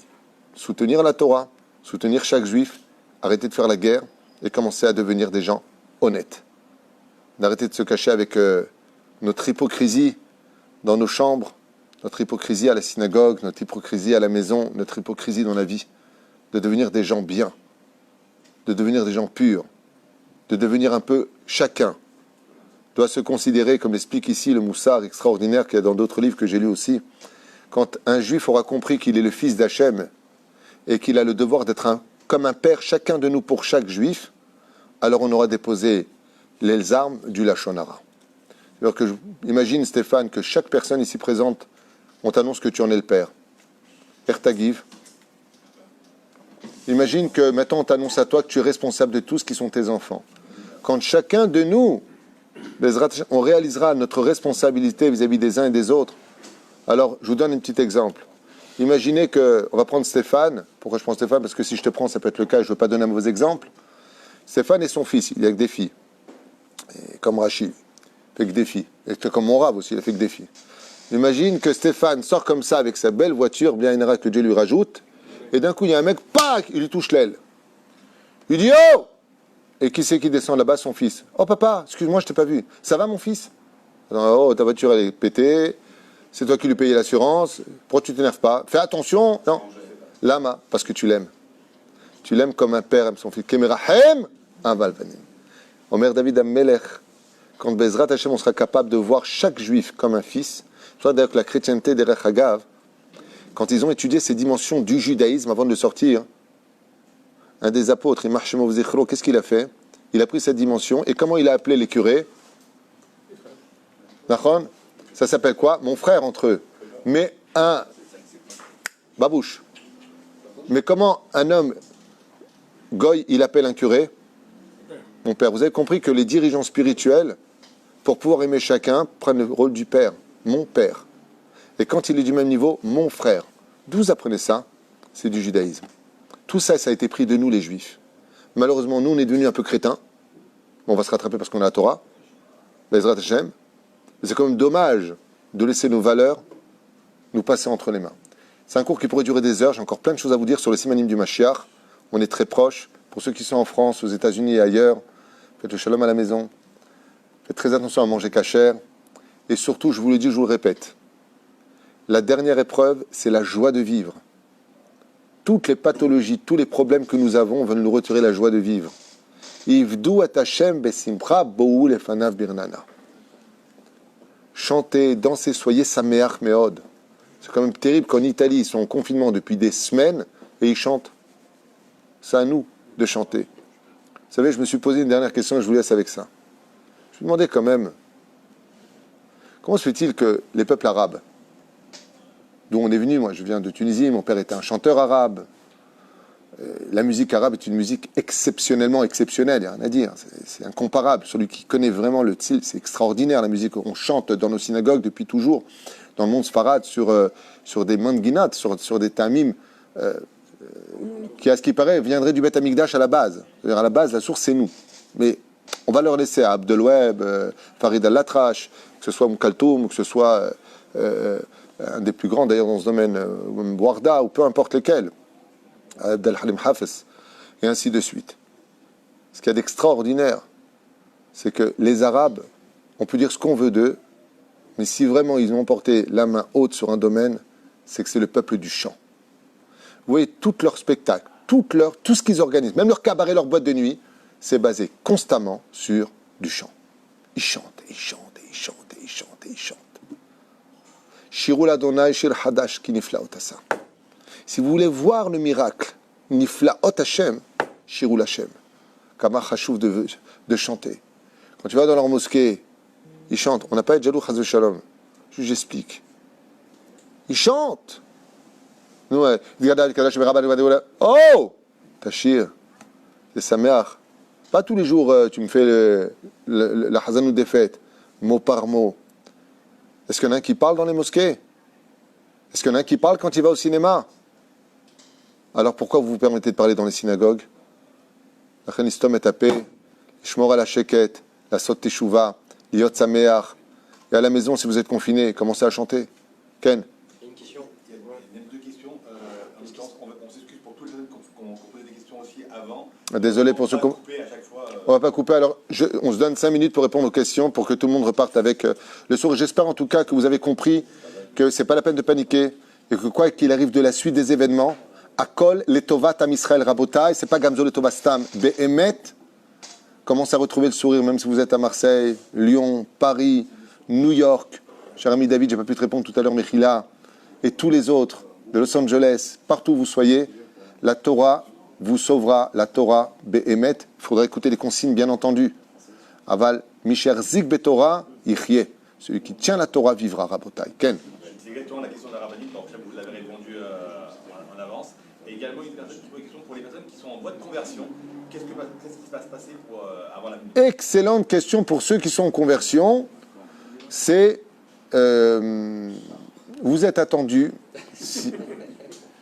à vous manier, parce que comme viendra la Géoula, effectivement, il n'y aura plus de convertis. C'est pour cela que sans panique, une fois de plus, si vous êtes au courant que vous voulez vraiment être juif, Dieu aussi l'est. Donc comme Dieu est au courant de tout, il vous attendra pour la conversion. C'est d'ailleurs une des raisons pour lesquelles j'expliquais ce Shabbat Kodesh. Pourquoi est-ce que la faute du veau d'or, qui était un grand mal, a fait sortir beaucoup de biens, comme Kippour, qui nous permet de faire la réparation de nos fautes, comme par exemple le fait de recevoir les convertis. S'il n'y avait pas eu la faute du veau d'or, vous n'auriez pas pu vous présenter parce qu'il y aurait la rédemption sur place. Donc si Akadosh Baruch Hu, il a attendu jusqu'à maintenant que tout le monde vienne sous les ailes de la Shekhinah pour ceux qui veulent vraiment adhérer aux 613 mitzvot de la Torah et non pas être juifs parce que c'est la mode, eh bien Hachem vous attendra. N'ayez pas peur, continuez votre processus. Et les rabbanim savent aussi ce que je sais. Moi, je suis loin d'être le meilleur des rabbins. La reine, si un petit comme moi, c'est la Torah, Kalvachomer, ceux qui vous convertissent, sont parfaitement au courant des tenants et aboutissants et de l'engagement de chaque goy qui veut devenir juif, Be'ezrat Hashem. Une question qui était posée plus en amont sur les... Et puis vous êtes en droit de dire au Rav, le Mashiach arrive, il faut se dépêcher. Hein. Les personnes décodent la séparation comme si que le Yitzhara gagne et divise les personnes au lieu de les rapprocher. J'ai pas compris la question. Il y a des personnes qui décodent le fait que les gens sont en isolement, comme si que le Yitzhara gagne le combat en divisant. C'est exactement le contraire. Excellente question, j'adore. Nzganfan, Douralianes. Celui qui a posé la question, Mevorah. Celui qui l'a dit. C'est toi, celui qui a dit. Vous savez pourquoi on est en isolement aujourd'hui? Encore une fois, là, ce que je vais répondre, c'est pas marqué dans les livres. J'ai pas lu que quand tu es en isolement. Mais si, je l'ai lu. Et je vais te dire où je l'ai lu. J'ai lu à propos du Lashon Hara de la Metzora. Les Parshanim nous expliquent comment se fait-il que le Kohen il disait à la personne qui avait fait du Lashon Hara, donc qui avait sur lui la fameuse épidémie, donc la tsarat, on dit en hébreu, la lèpre, il était confiné chez lui 7 jours, puis encore 7 jours s'il y avait besoin, soit 14 jours en tout, comme aujourd'hui on le vit en Israël. Ouais. Les Chachamim nous expliquent, je ne me rappelle plus dans quel livre j'ai lu ça, que pendant ces 14 jours-là, la personne qui n'avait plus avec qui parler, qui était entre ces 4 murs, avait pris du recul par rapport aux gens de qui il avait parlé. Et comme il a arrêté de courir comme un débile, parce qu'il est béjvita, il est en train de s'asseoir, c'est comme une personne qui est très fâchée contre l'autre. Qu'est-ce qu'on lui dit? Attends avant de lui parler, prends du recul, réfléchis bien. Le fait que l'on soit confiné aujourd'hui, chacun chez soi, c'est pour qu'on prenne le recul nécessaire pour comprendre combien le peuple d'Israël a intérêt à se retrouver dans l'amour. Parce qu'on vit un tel quotidien, une telle... Vous avez remarqué que le temps passe tellement vite. Même le Shabbat, ça passe vite aujourd'hui. Seouda. Comme disait mon père à la Vachalom, Miz, Morleda, tout le temps, bien Enara. Le fait de prendre du recul, de rentrer dans tes propres murs aujourd'hui et de goûter à ta solitude, te fait comprendre combien tu as besoin du peuple. Combien ça va te faire du bien quand tu as qu'un jour au roux, dès qu'il y aura un peu plus de soleil, il va utiliser ses moyens à lui, mais il se cache derrière tellement de bonheur. Et on va tous se retrouver comme ça. Oh, salut, ça va? Alors, ça va? Enfin, j'en pouvais plus. Comment tu vas? Tu vas pas sortir en disant, ah, t'es là, toi, t'as envie de... Non. Il y a le manque. Il y a le manque. Le manque se crée par, justement, l'isolement. C'est quand tu as perdu l'autre que tu te rends compte de la valeur de l'autre. Voilà comment on crée la hardoute, justement par le biais de l'isolement. Ken? Vous avez évoqué au début, à savoir la symbolique des animaux. Oui. Vous avez évoqué l'aigle comme le puissance. Oui. Pourtant, on dit chez nous que le Mashiach, que Dieu nous amène à Kanfen et Sharim. D'où vient l'ambiguïté Alors, de l'aigle? M. Lévy pose une très bonne question aussi, moins bonne que l'autre, mais bonne. C'est pour faire rire. Il dit, je comprends pas, tu dis d'un côté, enfin pas moi, les Chachamim disent que les nations ennemies d'Israël, oui, viendront sur les, comment dire, comme symbole de l'aigle, et de l'autre côté, c'est marqué noir sur blanc, Ve'avi etrem el haaretz al kanfen esharim, et je vous apporterai sur des ailes d'aigle. Depuis quand, à part dans les dessins animés ou dans les films fantastiques, on a vu des hommes sur des ailes d'aigle? Non, c'est une allusion qui a été écrite à l'époque de la Torah pour te parler des avions. La Tousselal, qui ressemble à un aigle. C'est-à-dire qu'à l'époque, tu aurais dit que tu sais, il y aura des ailes qui vont transporter, on t'aurait rigolé. Effectivement, c'est grâce aux ailes de ces avions qu'aujourd'hui, grâce à Dieu, on arrive sans trop de dégâts en Eretz Israël. C'est une explication qui m'a été donnée par Rabbi Moshe Deri, mon propre Rav. Celle-ci, donc, je lui rends hommage, puisque c'est la question que j'avais posée quand j'étudiais un jour chez lui. Il m'a dit, la Torah a fait allusion aux avions qui amèneront les enfants d'Israël Al-Kanfen et Sharif sur la terre d'Eretz Israël. Deuxième explication, qui est celle du Midrash lui-même. Dans toute chose bonne, il y a du mauvais. Dans toute chose mauvaise, il y a du bon. Par exemple, Yubda ben Tema Omer Ve'az kanamer ve'kal kanesher. Sois léger comme l'aigle. Pourtant, l'aigle est un animal féroce, un rapace, un animal qui n'est pas cachère, mais il a une particularité. Il se laisse porter dans les hauteurs les plus élevées, dans la légèreté de son poids, qui n'est pas si léger que ça, parce qu'il contrôle les airs, ce qu'on appelle Yeshlo Matzav Ruach Tov. On nous dit, quand tu vas faire une mitzvah, sois léger comme l'aigle. Pas tu te lèves, fatigué, lève-toi. Pas comme le lion qui baille, car il soit un gibor pour te lever, pour lutter contre ton Yetzirara, mais les aigles ont du bien en eux. L'une d'entre elles, c'est qu'elles montent très très haut. Ce sont des animaux qui volent, donc ce sont des volatiles qui volent au-delà des hauteurs les plus élevées de toutes. Elles vont même là où on ne peut pas respirer dans l'absolu. Et la deuxième chose, mais ils ont vraiment les pieds sur terre, parce qu'il faut savoir que l'aigle, comme le faucon, sont capables de voir à leur hauteur une mouche sur une... J'avais appris ça à National Geographic, que malgré la hauteur, tu as un aigle comme ça qui est au-dessus des nuages, il regarde, et on se demande ce qu'il regarde, d'un coup il voit quoi? Un chnana qui est posé sur une plante. Il est capable de la voir de là où il est. Ça veut dire combien tu seras capable de t'élever dans le judaïsme, oui, et toujours ton œil qui soit capable de voir les plus petits détails dans les malheurs de ton peuple. Donc ça, c'est ce qui est utilisé. Mais le Midrash, il ne dit pas que ça. Il dit que l'aigle a une particularité qu'aucun autre oiseau ne possède. C'est que quand il emmène ses petits, il les porte sur les ailes. Normalement, tous les oiseaux les prennent dans leur serre. Lui, il les met sur les ailes. Pourquoi, nous dit le Midrash? Parce que comme il est conscient qu'on ne peut pas l'attaquer du haut, pourquoi on ne peut pas l'attaquer du haut? Parce qu'il est au-dessus de tout le monde. Donc c'est pas du haut que vient le problème chez lui. Donc c'est les flèches d'en bas, ou les animaux qui viendraient par le bas, on ne sait jamais. Oui. Donc il les protège. La Torah nous dit, je vous ramènerai sur des ailes d'aigle, à l'image de l'aigle qui protège ses enfants. À la fin des temps, s'il y a des flèches qui doivent venir sur vous pour vous accuser, Dieu dit, je les prendrai sur moi, et vous serez sur moi, sur mes ailes. Zeperusha Davar, les ailes de la Shekhinah. C'est pour cela d'ailleurs que je finirai juste avec ça pour quand dans le char divin, il y a 4 figurines, l'homme, le taureau, le lion et l'aigle. L'aigle est aussi le symbole d'Hachem. Ken? Si on attend Mashiach ben David, c'est Mashiach ben Yosef, il est passé déjà. Absolument, tu n'es pas au courant. Le Rav Kook avait dit que le Mashiach ben Yosef, c'était le Kam Hamdina, l'État d'Israël. Le côté structure, kalkala, économie, le fait de créer un pays pour Dieu, c'est ça le Mashiach ben Yosef. Et selon, je dis bien, oui, il a chinami, selon la DA du Rav Kook. Et le DA du Rav Kook, c'est pas une DA à mettre de côté. Le Rav Kook, il sait exactement de quoi il parle. Et l'homme, il a stam. Il dit tout comme on n'a pas reconnu Yosef parce qu'il est habillé comme un goy. Le Rav Kook est allé jusqu'à dire que Herzl était un nitzot du Mashiach ben Yosef. Un nitzot. Maintenant, qui est quoi et qui, c'est pas important. Ce qui compte pour moi aujourd'hui, c'est ne pas de savoir même qui est Mashiach, c'est pas important. Que ce soit celui qui a été défini par nos grands rabbinim qui ont dit c'est lui le Mashiach, que ce soit celui-là, que ce soit le Rabbi Dovavitch, Rabbi Nachman, Rav Kook, Rav Ovadia, viens et redonne-nous la joie, redonne-nous le paisible dans le cœur, qu'on ait une Torah, qu'on soit tous heureux, qu'on soit tous saméach, et tout comme il y en a qui ont très peur de l'avenue du Mashiach, c'est bien d'avoir peur de l'avenue du Mashiach, c'est-à-dire qu'on est quand même conscient. Je vous rappelle que le Mashiach, que le but principal, comme le dit le roi David lui-même sur son petit futur aïeux, ça se dit aïeux? Aïeux, c'est avant, non? Ou c'est après? Sa descendance. Il dit, ah, oui, alors il dit comme ça, oui, il dit, tu as retrouvé ton fils. Alors il dit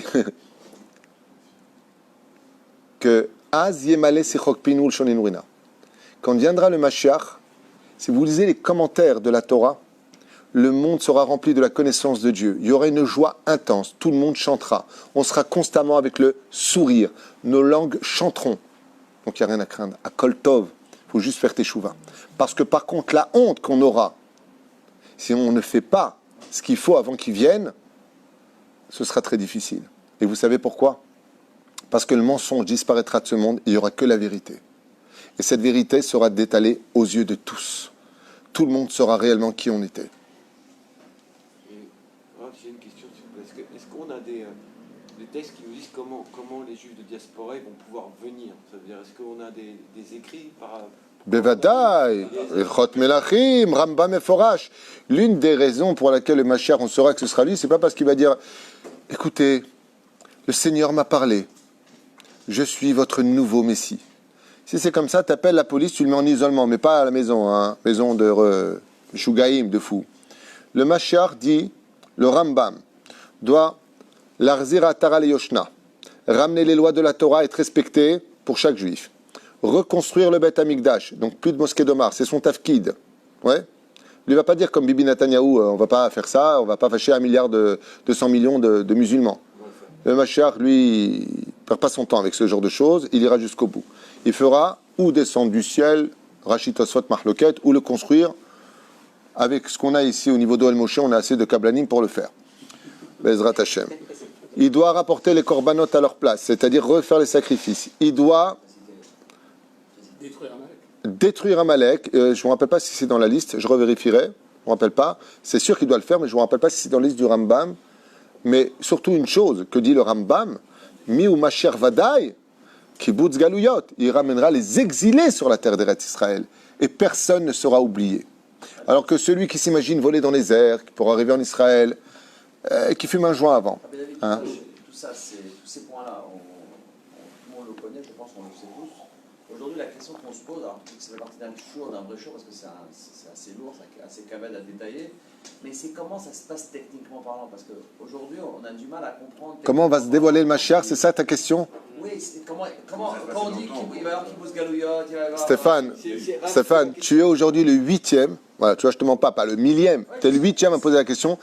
Dans mon WhatsApp, Rav Tutu, comment va venir le Mashiach? Alors, je vous dis ça en 2 phrases, et vous me lâchez les baskets, parce que c'est vraiment une très longue étude. Et la première phrase, c'est « Qu'il aura eta elokim zolatecha ». S'il y a tellement de marloquettes entre chaque livre sur la venue du Mashiach, c'est parce que personne ne sait. Nekuda. Mais, il y a quand même des références. Et des références très solides. Quand le Mashiach va se dévoiler, d'abord et avant tout, il va apparaître devant un tribunal rabbinique. Ça veut dire quoi? Les plus grands de la génération viendront dire que Bémet, c'est lui. Pourquoi? Parce que contre toute attente, être le Mashiach, ce n'est pas simplement obtenir un poste de dirigeant. Il doit être, dit le Rambam, Ogé Batora. Il doit être Talmid Chacham. Il ne peut pas être n'importe qui. Ça doit être un homme qui connaît parfaitement les lois de la Torah, le Talmud, la Torah, ou Ogé Batora, ou Yoda Mazé Torah. Le Rakeneski, il le connaît pas. Inachinami. Justement, alors là, tu me pousses à dire des choses que je n'ai pas envie de dire, que je n'ai pas envie de dévoiler plus exactement, et ne me forcez pas à le faire, je suis plus têtu que vous. Mais Le premier, c'était différent.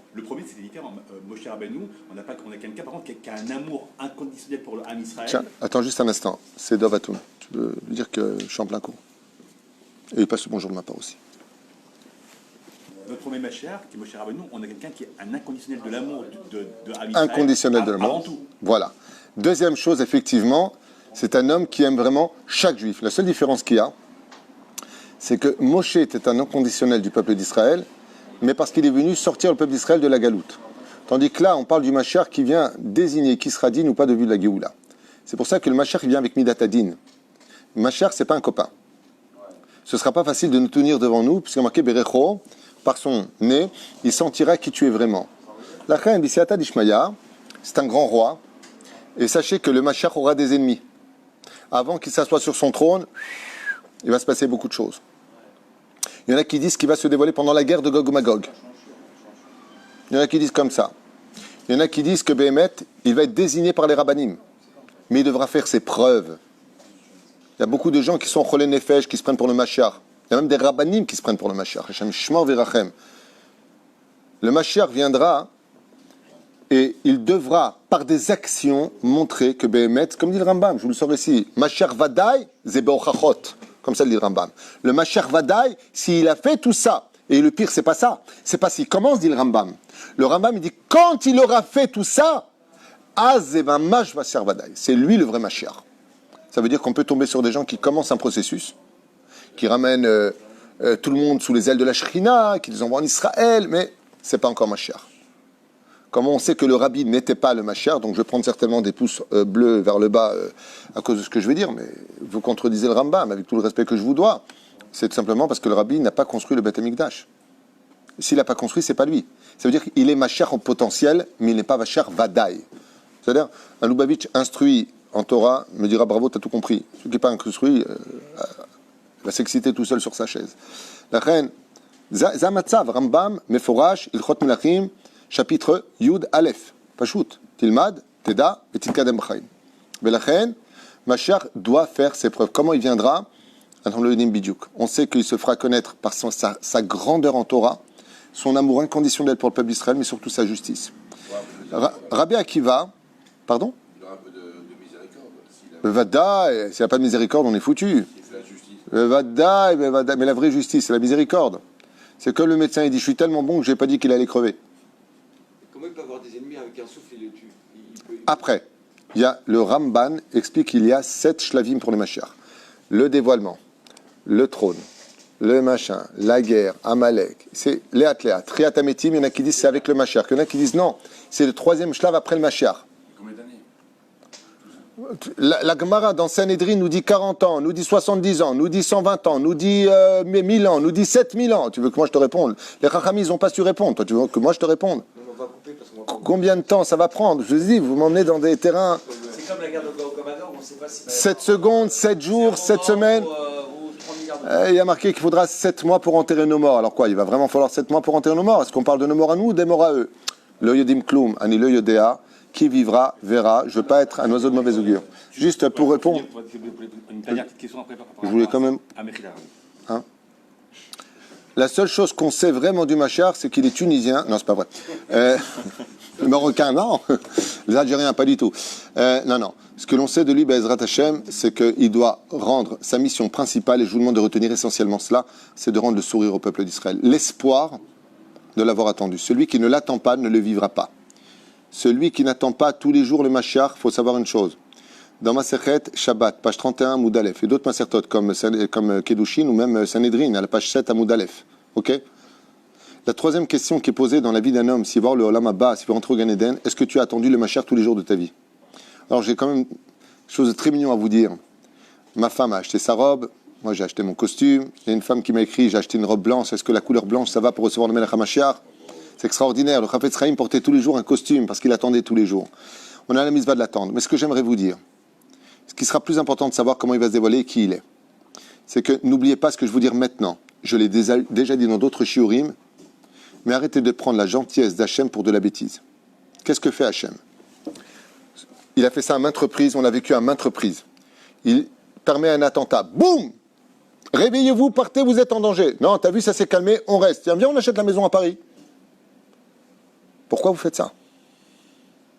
Là, il nous a envoyé un virus. Ok? Corona, tout ce que tu veux. Mais va dire que ça va finir tôt ou tard.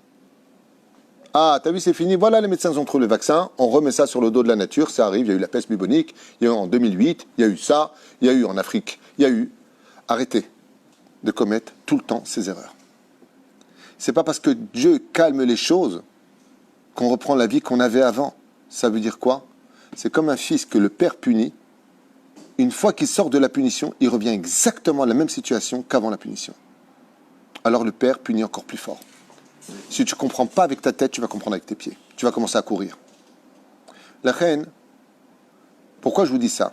Quand il y a eu les attentats et que j'ai demandé aux Juifs de se préparer pour la Aliyah, sans mettre la panique, il y a une femme que je connais de Paris, que je connais à l'occasion comme ça, qui venait à mes cours, et qui m'a envoyé un message en me disant « Rav Titou, nous cassez les pieds, vous mettez la panique, vous les rabbanim d'Israël, stop !» Si tu m'avais écouté aujourd'hui, tu serais moins en panique. Ça veut dire quoi? Ça veut pas dire que tu m'as écouté, c'est très orgueilleux, j'aime pas ce langage. Mais ce que je voulais simplement faire comprendre, c'est que quand le Créateur du monde, il met... Voilà, exactement. Ce que je veux dire par là, c'est que quand il commence quelque chose et qu'il arrête par pitié, une chose pour que, allez maintenant, commence à bouger, la Géoula est là, commence à te préparer. Nous, comment on comprend les choses? Ah bah t'as vu, ça s'est calmé, alors c'est bon, on peut rester. Ne commettez pas cette erreur. Bezrat Hashem, vous êtes tous aujourd'hui embêtés pour monter en Israël, il n'y a plus de vol, il n'y a pas de souci, vous inquiétez pas. Avec l'aide d'Hachem, il va y avoir les réouvertures des portes.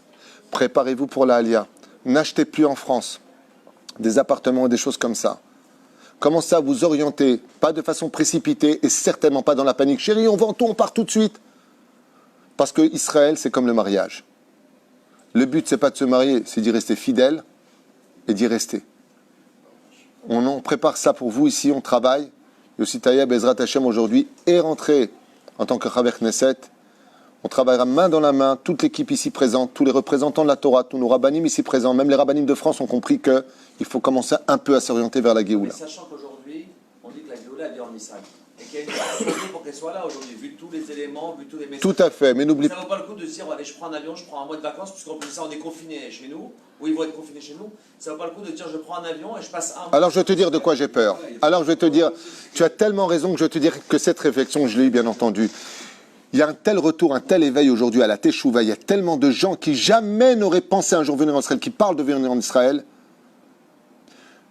que l'éveil est tellement beau que Akadosh Baruch Hu, il peut repousser dans sa grande miséricorde à 1 an pour laisser faire la Aliyah et que pour les gens fassent Teshuvah et qu'il y ait encore plus de vivants pour la Géoula.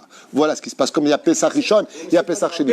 C'est ça qui me fait peur. C'est pas grave parce qu'on sera tous. Au moins, ils ne vont pas morfler comme ça en France, parce que là, on annonce 1 mois et demi de confinement. Attends, pas un an. Les gars, 1 mois et demi, ça fait combien de jours? Allô? Allô? Tu as fait les calculs? Mamouche. Combien on est en confinement ici? 14 jours. Là-bas, combien de jours? 1 mois et demi, ça fait combien de jours? 30 plus 15, 45. C'est le cours de ce soir. Tous les signes sont là. Qu'est-ce que vous voulez de plus? Adam. C'est le birour des machalim. Et toutes les personnes m'appellent en me disant, Rav Tutu, est-ce que c'est un manque d'émouna de faire des courses? Va faire des courses. Parce qu'aujourd'hui, en ramenant tes courses chez toi, tu vas faire le birour. Et vous avez remarqué une chose. Qu'est-ce qui fait que manger une personne? Le pire ennemi d'un homme pour qui mange, vous savez c'est qui? C'est sa maison. Dès qu'il arrive à la maison, en général, pourquoi on rentre? Pour manger et dormir. Keilou, on rentre à la maison, maintenant on n'a le temps que de manger. Pourquoi Dieu fait ça? C'est le birour des nitzotzot. Boremini mezonot. Ça ne veut pas dire qu'il faut manger, ça ne veut pas dire que vous devez vous éclater, sortir. Le mec, il est rentré, il faisait 70, il ressort 140. Ah, c'est quoi dans la cabale 140? C'est pas ça que je dis. Mais si tu regardes bien tous les événements qui nous accompagnent, c'est extraordinaire de vivre la main d'Hachem qui n'a jamais été mouchachit ad kedekar. Peut-être qu'on ne se touche plus la main, nous, entre nous, mais là, on peut toucher la main d'Hachem.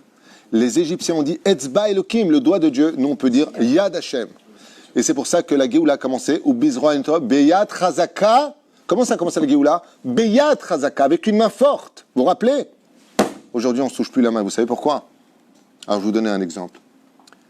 De tout temps, chaque rabbi qui est mort a laissé un héritier. Le rabbi, il a laissé qui? Cherchez pas. Le Rav Ovadia, cherchez pas. Le Rav, le Rav Shach, cherchez pas. Le Rav Shteman, cherchez pas. Comment se fait-il qu'il n'y a plus d'héritier spirituel? C'est la première fois de l'histoire qu'il n'y a plus de...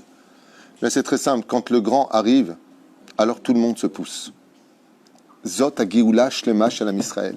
Les 45 jours de confinement qui sont préparés pour la France, c'est l'état de revenir Adam, Gematria 45, Manishtana Laila Azé. Et Kaot Rabbi, ça se passe à combien de jours? Juste jusqu'à la veille de Pessah. Et là, le gouvernement israélien a annoncé un confinement pour tous les Israéliens. Jusqu'à quelle date, je vous en prie? Juste avant Pessah. En France avant Pessah, ici avant Pessah. Pourquoi Dieu fait ça? Posez-vous la question. Alors peut-être qu'il ne viendra pas ce Pessah-là, Rabotaï.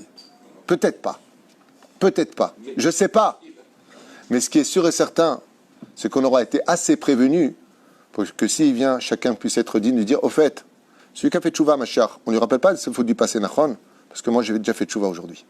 C'est ça qu'on doit, aujourd'hui, attraper comme joker. On a tous peur pour les finances, on a tous peur pour notre avenir, on ne sait plus où on va, on ne sait plus ce qui se passe. Avala kol tov. Moi, je vous dis franchement, non seulement je ne suis pas angoissé, non seulement je n'ai pas peur, on me dirait, c'est normal, t'es en Israël, machin. La situation en Israël est loin d'être simple. On va être aussi confinés. Il n'y a plus de dons. Ouais, et on a besoin de dons en plus. On va vous aider à vous alléger. Comme l'aigle. Aval Bezrat Hashem, sachez une chose. Les signes sont tellement beaux que je peux dire que j'aime être aussi heureux de ma vie. Parce que je ne peux pas me permettre de dire je suis heureux alors qu'il y a des gens qui meurent, des gens en maladie, des gens qui ont peur, des gens qui sont angoissés. Si un juif va mal, je vais mal. Et d'entendre les nouvelles qu'en Chine, il y a tellement de morts ou qu'en Italie, les gens sont dans cette... Ça me fait de la peine, sachez-le. Je ne fais pas partie des gens qui disent « Ah, l'égoïsme ». Pas du tout, ça me fait de la peine. Ça me fait vraiment de la peine. Je vais vous dire un truc qui va peut-être vous étonner. Moi, quand je vois deux non-juifs, vous savez, un couple comme ça, qui s'aiment, qui vivent en paix, Bémet, ça me donne toujours du réconfort dans mon cœur.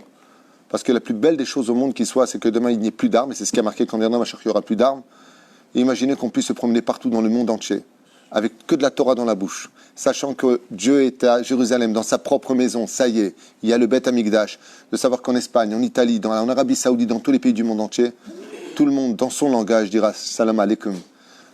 Bonjour, que tu aies une bonne journée, Shalom. Est-ce qu'il y a plus beau que ça au monde?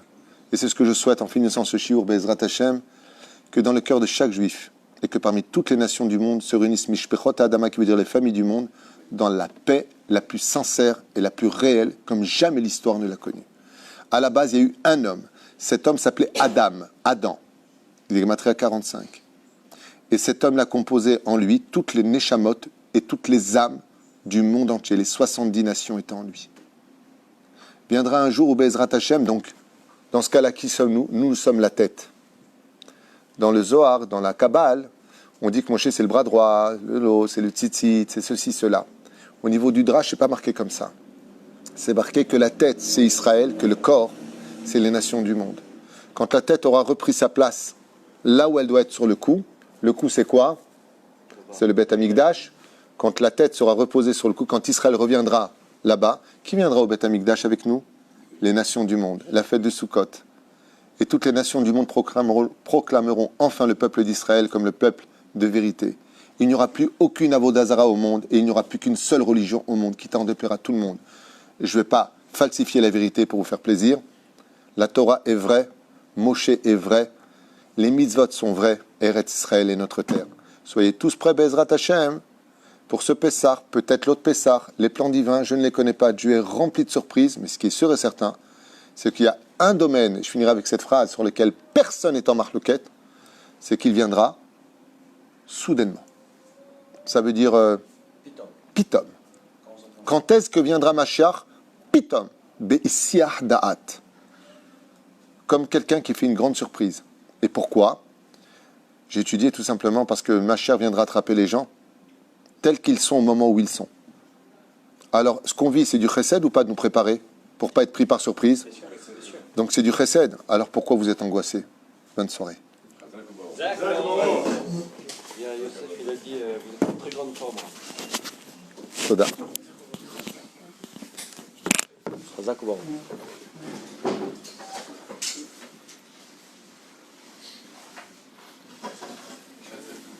Et dis-moi, est-ce que c'est obligé qu'il soit né